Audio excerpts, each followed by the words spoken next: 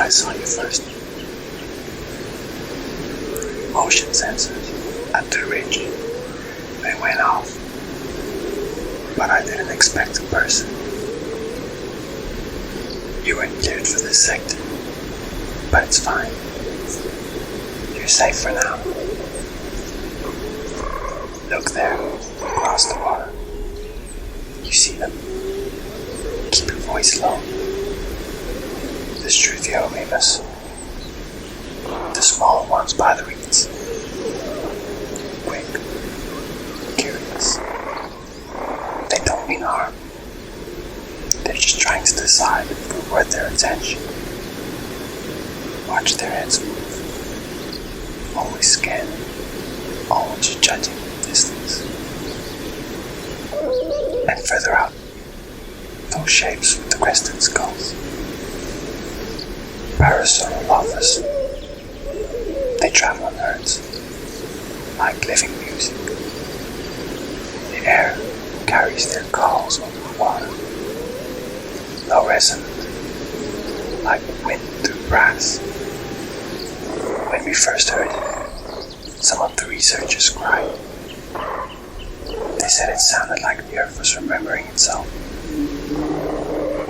Now to the left, you need to squint up, look through the mist. That's a Triceratops, the matriarch of its territory.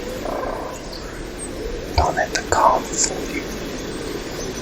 She's gentle until she's not.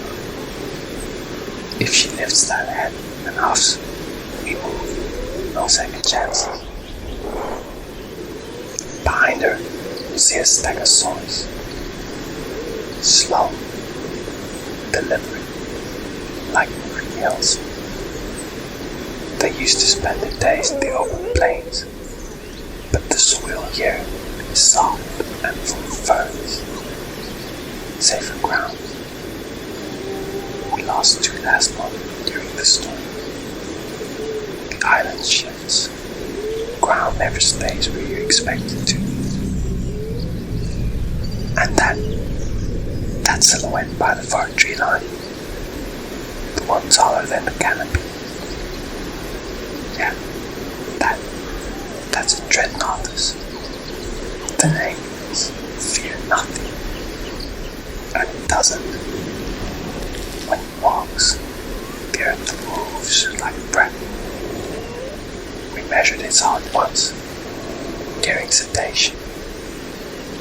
The size of a small car. A single beat.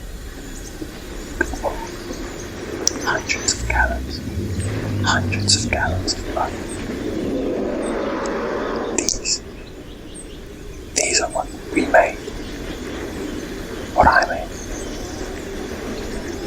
I was part of the first recovery team long before the park opened. When the world still thought it was impossible. A dream painted in amber. I told myself it was about science, about understanding the past, but the truth, building something we didn't have the patience to respect. You see those animals now, calm, balanced, almost natural. But it took hundreds of failures to reach this point. Every line of DNA was filled.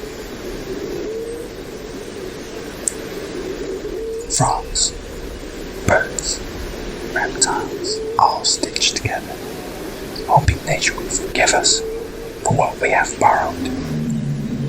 And for a while, it did. The first successful hatches were miracles.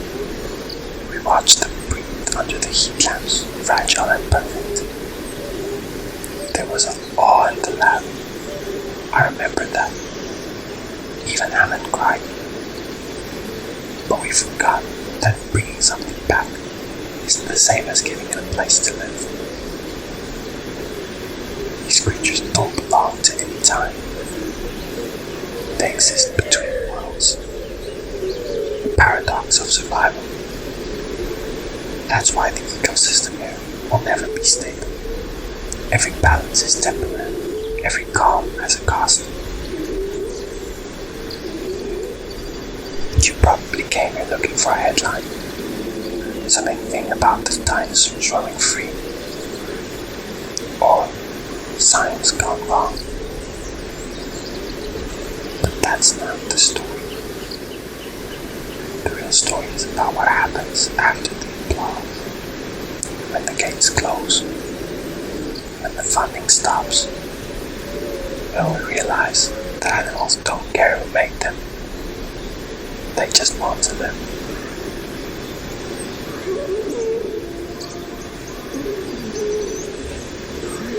They're beautiful, aren't they? Every time I hear them, I remember why I stayed long after the others left. Not for glory, not even for redemption, just to make sure they weren't alone. But we can't stay here. The sun's dropping, and the dreadnought is. You see them? Their herd's gonna cross this way after dusk. They move by instinct. They won't see us, not really. And they definitely won't fear us. We're gonna have to head back towards the research shelter. You can get the rest of the story there.